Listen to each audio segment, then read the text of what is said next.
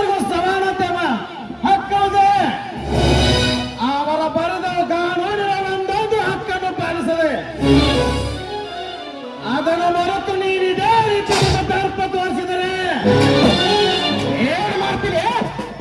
ಅದೇ ನಿಮ್ಮ ತರ್ಪಕ್ಕೆ ಕಾನೂನಿನ ಸರಪಳಿ ಎಂಬ ಕೊಡಿ ಮಂದೋದು ಒಂದು ದಿನ ಅಸರ್ಪವಾಗಿ ಕೊನೆಗೊಂಡು ನಿನ್ನನ್ನೇ ಕಚ್ಚುತ್ತದೆಂದು ನೀನು ಎತ್ತರ.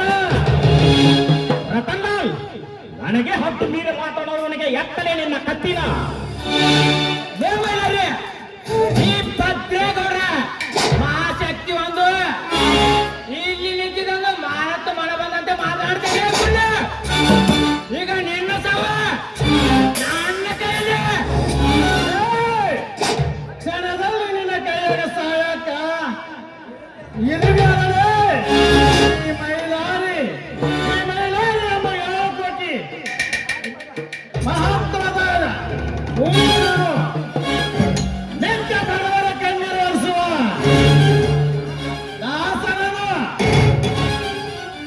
ಒಕ್ಕರಿಸಿ ಹೊಕ್ಕ ಹೊಡೆದ ವಜ್ರಕಾಯ ಹಣಮ ಶಕ್ತಿ ಎದುರಿನ ಇದನ್ನು ತಿಳಿದುಕೊಳ್ಳಲಾರದೆ ನನ್ನ ತಂಟೆಗೆ ಬಂದಿದ್ದೆ.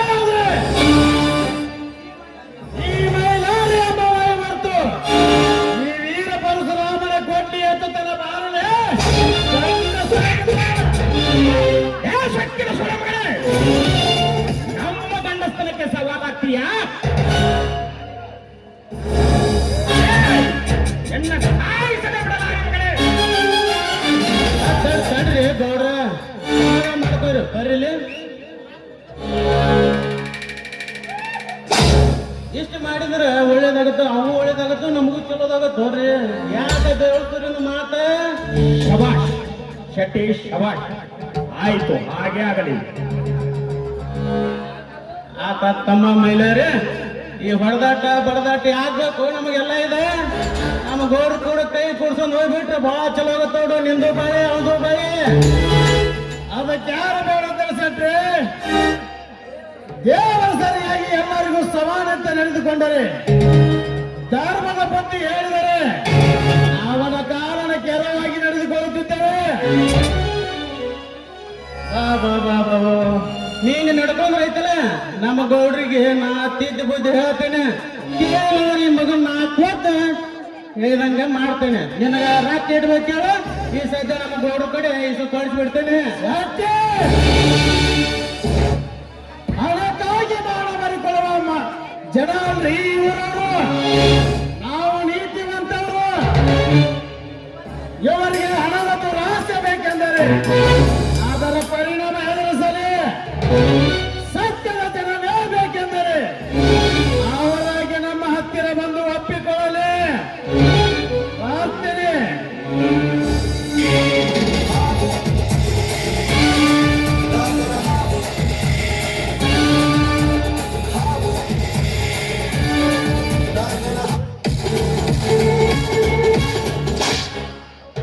ಗೌಡ್ರ ಅಡಗಾಟ ಮಾತಾಡಿ ಹಾರಾಡಿ ಹೋದವನ ಸೋಮನ ಬಿಡಬಾರ್ದತ್ರಿ.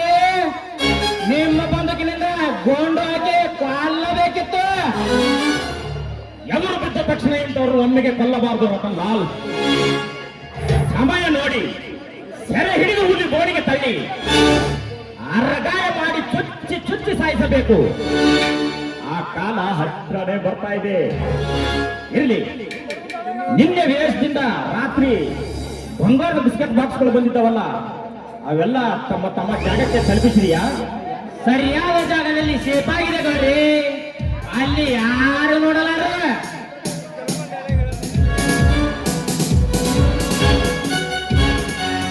ಹಲೋ ಮಿಸ್ಟರ್ ಭದ್ರೇಗೌಡ್ರೆ, ನಿಮ್ಮ ಮನೆಯಲ್ಲಿ ವಿದೇಶದಿಂದ ಕಳ್ಳಮಾಲು ಬಂದಿದೆ ಅಂತ ನಮ್ಮ ಆಫೀಸ್ಗೆ ಇನ್ಫಾರ್ಮೇಶನ್ ಬಂದಿದೆ.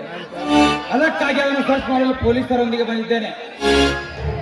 ಏಕಾಏಕಿ ಹೇಳದೆ ಕೇಳದೆ ನನ್ನ ಮನೆಗೆ ಪ್ರವೇಶ ಮಾಡಿದ್ಯಲ್ಲ, ಯಾರು ನೀನು? ನಾನಾ ಡಿಸ್ಟ್ರಿಕ್ಟ್ ಕಮಿಷನರ್ ಮಹೇಶ್. ನೀನೇ ಕಮಿಷನರ್ ಅಂತ ಹೇಳಕ್ಕೆ ಏನಿದೆ ನಿನ್ನಲ್ಲಿ ಸಾಕ್ಷಿ? ಬೇರೆ ಕೇಳ್ತೀಯ ನೋಡಿ ಇಲ್ಲಿ. ಹಾ ಇನ್ಸ್ಪೆಕ್ಟರ್, ಸರ್ಚ್ ಮಾಡಿ ಎಲ್ಲ ಮನೆಯನ್ನು.